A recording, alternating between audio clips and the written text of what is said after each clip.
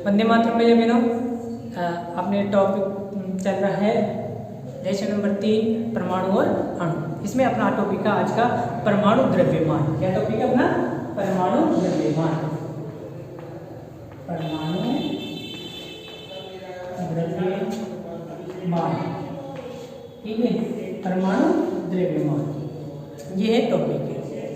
परमाणु द्रव्यमान इकाई कार्बन 12 समस्थानिक को मानक संदर्भ में, यानी इसको औसत मान लिया जाता है। मानक संदर्भ मतलब कार्बन 12 जो समस्थानिक होता है उसे क्या मान लिया जाता है? औसत या मानक मान लिया जाता है। मानक संदर्भ के रूप में सार्वभौमिक रूप से स्वीकार किया गया है। यानी जितने भी हम परमाणु द्रव्यमान निकालते हैं वो सब किसके आधार पर निकालते हैं? कार्बन के समस्थानिकों के आधार पर निकालते हैं। कार्बन 12 समस्थानिक के एक परमाणु, कार्बन 12 समस्थानिक के एक परमाणु के 1/12वें भाग के रूप में मानक परमाणु द्रव्यमान व्यक्त किया जाता है, ठीक है। और किसी भी परमाणु का ये जो मानक परमाणु द्रव्यमान होता है ये कार्बन समस्थानिक को मानक मानकर उन तत्वों का परमाणु द्रव्यमान निकाला जाता है, ठीक है। दूसरा जो इस मानक द्रव्यमान की इकाई होती है ये AMU, एटॉमिक मास यूनिट। क्या है? AMU, एटॉमिक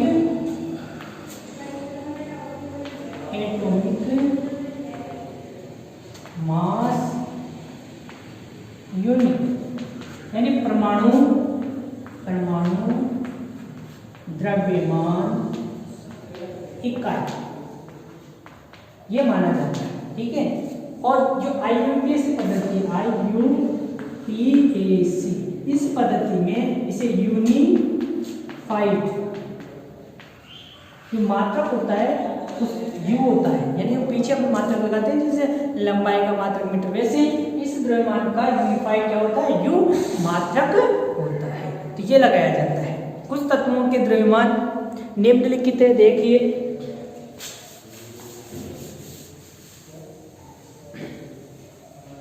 क्रम संख्या, तत्व और परमाणु द्रव्यमान। परमाणु द्रव्यमान, ठीक है। ये तीन चीजें दे रखी है। पहला अपन ले लेते हैं हाइड्रोजन H, हाइड्रोजन का 1, ठीक है। दूसरा अपन ले लेते हैं कार्बन, ये हाइड्रोजन,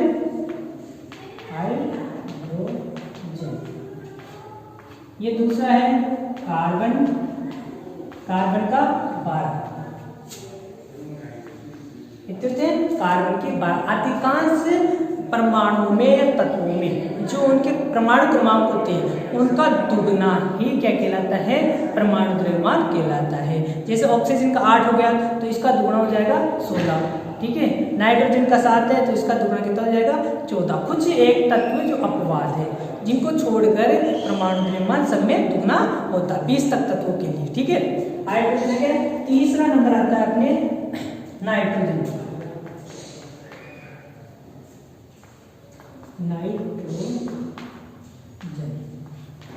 नाइट्रोजन का 14, ऑक्सीजन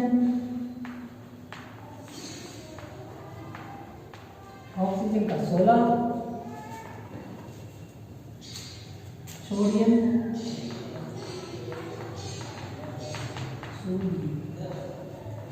सोडियम का कितना परमाणु है? 11। होना कितना चाहिए? 22, लेकिन इसका कितना होता है? 23 होता है। ये अपवाद के स्वरूप है, थोड़ा बढ़ के चलता है इसमें, तब तक 23 एक आगे हो जाता है। इसके बाद में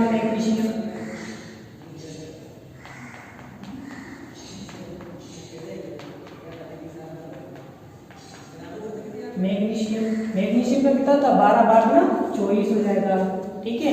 इसी प्रकार अपने ले लो क्लोरीन, क्लोरीन का कितना होता है? परमाणु क्रमांक 17 होता है। 17 का दुगना कितना है? 34, लेकिन इसका कितना होता है? 35.5। ये एक दो तत्व ऐसे हैं जो अपवाद के रूप में पाए जाते हैं। कैल्शियम का 20 होता है, 20 दूनी 40 हो जाएगा। ये कुछ तत्वों के क्या दे रखे हैं, परमाणु द्रव्यमान दे रखे हैं। हाइड्रोजन का 1, कार्बन का 12, 6 होते हैं, कार्बन का दुगना हो गया 12, नाइट्रोजन के 7 होते हैं, दुगना हो गया 14, ऑक्सीजन के 8 होते हैं 16, यहाँ 11 होते हैं 23, यहाँ 12 होते हैं 24, यहाँ 17 होते हैं 35.5। ये आपको याद रखने अपने सिलेबस में यही है। तो ये जो दे रखे हैं क्या दे रखे हैं, परमाणु द्रव्यमान दे रखे हैं। इसके बाद में आते हैं अपना अगला टॉपिक अणु।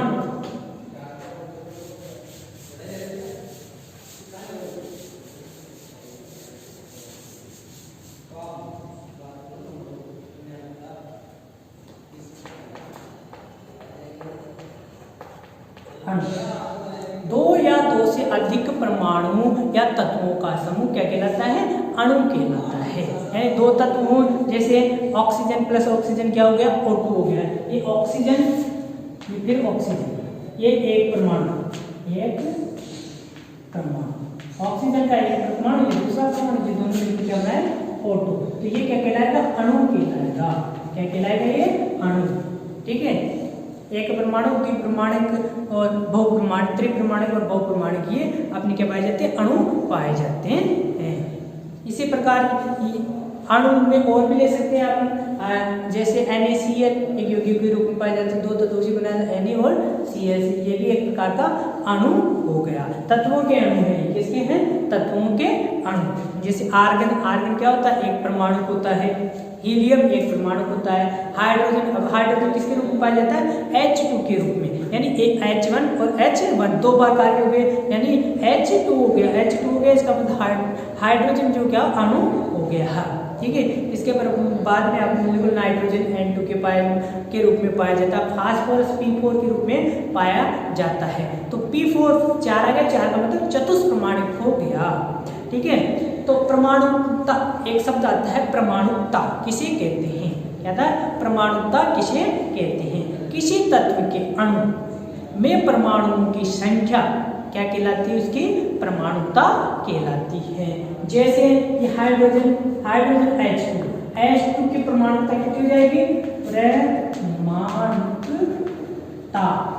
परमाणुता कितनी हो जाएगी। इसमें अब हाइड्रोजन के H प्लस H दो हो गए, दो परमाणुता हो गई, कितनी हो गई इसकी, दो परमाणुता। N2 ले लो, N2 की भी दो, P4 ले लो, P4 की कितनी हुई 4, CO2 की ले लो, CO2 की कितने, कार्बन का एक, हाइड्रोजन का 1 प्लस 2, यानी कितनी हो गई 3 हो गई। ये इसकी क्या कहलाती है, परमाणुता कहलाती है।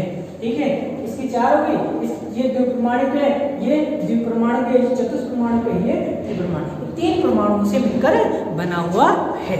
ठीक है, ये परमाणुता कहलाती है। इसी प्रकार अपने क्या होते हैं, यौगिकों के अणु होते हैं। यौगिक क्या हो गए, NaCl, ये एक प्रकार का यौगिक है। NaCO3, ये भी एक प्रकार का यौगिक। ये जो प्रकार NH4Cl, ये यौगिक के रूप है। यौगिकों में भी परमाणुता पाई जाती है। ठीक है, इसके बाद में आयन आते हैं। आयन आपको बताया था, आयन किसे कहा जाता है, आयन आवेशित परमाणुओं को आयन कहा जाता है। किसी परमाणु में आवेश की मात्रा क्या कहलाती है, आयन कहलाती है। जैसे धनात्मक और ऋणात्मक, सोडियम धनात्मक आयन है और क्लोरीन ऋणात्मक आयन है। ये क्या कहलाते हैं, आयन कहलाते हैं। ठीक है, इसके बाद में अपन कल पढ़ेंगे भैया बहनों, एक आप संयोजकता निकालना सीख ले। पहले मैंने बताया थी आपको संयोजकता निकालना। संयोजकता निकालने के आधार पर अपन कल रासायनिक सूत्र लिखना सीखेंगे। यानी रासायनिक किसी भी तत्व का आपको नाम दे दिया, जैसे ये दे दिया सोडियम क्लोराइड।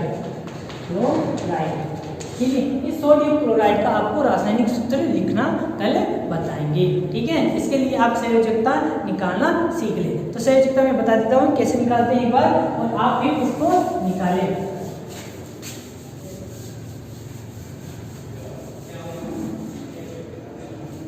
ठीक है, तो सबसे पहले करते हैं, जैसे ये ले लिया आपने सोडियम। ठीक है, सोडियम का N, परमाणु क्रमांक कितना होगा इसका, परमाणु क्रमांक, ये परमाणु क्रमांक हो गया इसका 11। इलेक्ट्रॉनिक विन्यास लिखेंगे इसका, इलेक्ट्रॉनिक विन्यास। तो इलेक्ट्रॉनिक विन्यास लिखते हैं 2 8 8, इस रूप में लिखा जाता है। तो पहले तो लिखेंगे अपन 2, अब कितने बच गए? 11 में से 2 गए तो 9, 9 में से फिर 8 निकले, 9 में से 8 गए तो 1। इस प्रकार ये इलेक्ट्रॉनिक विन्यास लिखा जाता है। किसी भी तत्व की ये कहलाता है बाह्य कोश, बाह्य इलेक्ट्रॉन पाया जाता है अंतिम कोश, ये K-L-M, तो ये अंतिम कोश कहलाता है। अंतिम कोश में किसी भी तत्व के या तो 0 या 8 होने चाहिए। क्या होनी चाहिए? या तो उसके पास 0 हो या 8 हो। तो इसके लिए इलेक्ट्रॉन को क्या करता है? किसी तत्व को देता या ग्रहण करता है। देता क्या है? जब 1, 2, 3 और 4, तो ये त्याग होता है, और 5, 6 और 7 तब ग्रहण करता है। इलेक्ट्रॉन करता है, ग्रहण करता है। जितने इलेक्ट्रॉन ये त्यागता है वही इसकी संयोजकता कहलाती है, या जितने इलेक्ट्रॉन ये ग्रहण करता है वो इसकी संयोजकता कहलाती है। 8 करने के लिए 3 इलेक्ट्रॉन ग्रहण करेगा, ये 2 और ये 1, ये इसकी क्या कहलाएगी? संयोजकता कहलाएगी। यहाँ संयोजकता देखिए, संयोजकता बराबर, ये 1 त्याग देगा, 1 इसकी प्लस 1 क्या हो जाएगी? संयोजकता हो जाएगी। ठीक है, ये आप निकाले 1 से लेकर 20 तक घर पे बैठ के। कल रासायनिक सूत्र लिखना सीखेंगे।